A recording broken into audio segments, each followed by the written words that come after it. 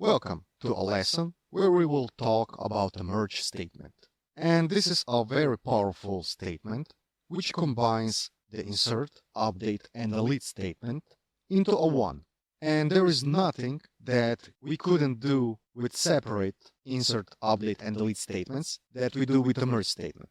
However, the merge statement performs all of the updates, inserts and deletes in one transaction, in one go. So, for example, if some error occurs, we can roll back all of the changes at once. First, let's check the syntax of the merge statement. And it is as follows. It is merge into the table. We're going to update rows, delete rows, or insert rows using the table or the subquery. So this is our source of the data, the on condition. So on this, we can look as the where clause or the on condition with the joins, and this is going to determine which action is going to be performed. This is usually used by the primary key, but it can be much more complex. Followed by the when matched, then, so when the condition meets.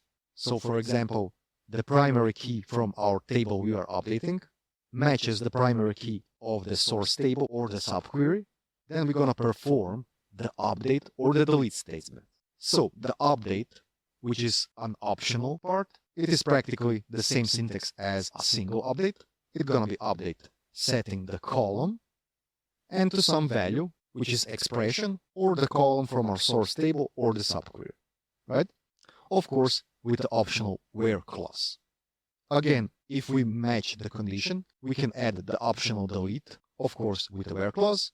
And when the conditions are not matched, then we do the insertion. So this is the insertion part of the merge statement. And the syntax is, when not matched, then insert, optional brackets with the column names of the table we are inserting to. As said, this is optional. If the number of the columns and its data type from the source table and the destination table match, then we do not have to put this in. Followed by the values. So this can be expressions or the columns from our source. And again, with the optional where condition, which signifies the where condition for our source. So for our table or the subquery.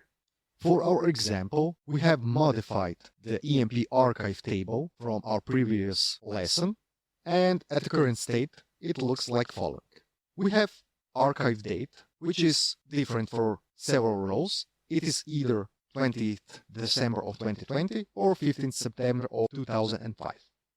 And in its current state, we have 52 rows present, populated with employees, which have been hired at different dates. I'm just going to pin the results for later review. So in our merge example, we are performing following actions.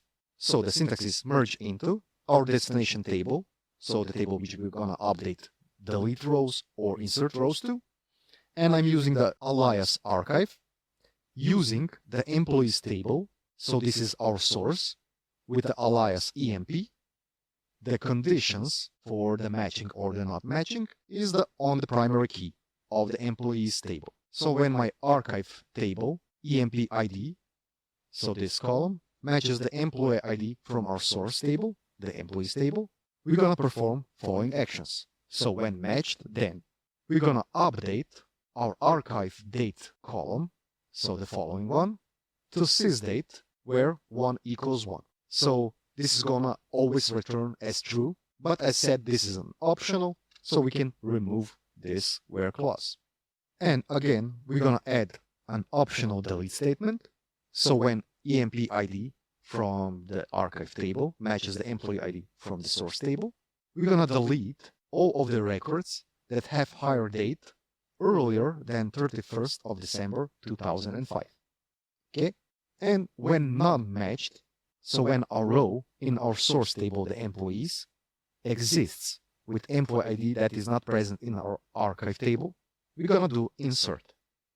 We're going to insert following columns. So this is, again, as said, optional, as in our case, the number of columns and its data types match. We could also delete this line of code. And we are inserting the values from our source table employees. We're putting the employee ID to emp ID. We're concatenating the first name and the last name to archive's full name. We're passing in the hire date with its original value. And for the archive date, we're putting in the sysdate. And we are doing that only for the records that have hire date later than 1st of January of 2007.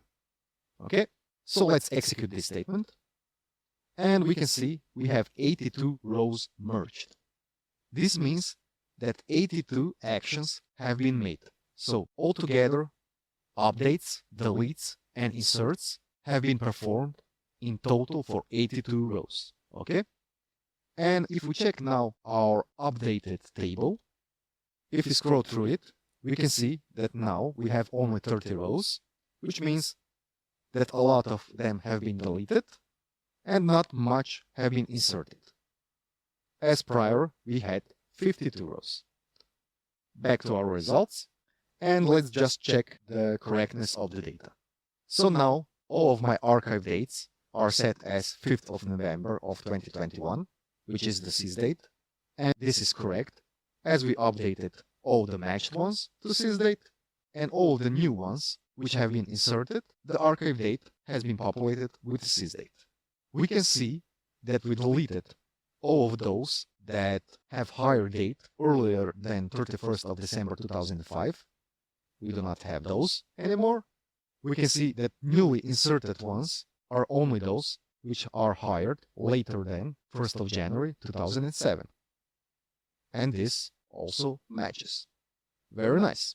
At first sight, the merge statement might seem complex, but I do not have to remind you to check the lesson resources, practice this out, and have fun with it, as this is a topic that will for sure come on the actual exam, and it's very useful also on the job site. This is it for this one, and see you in the next one.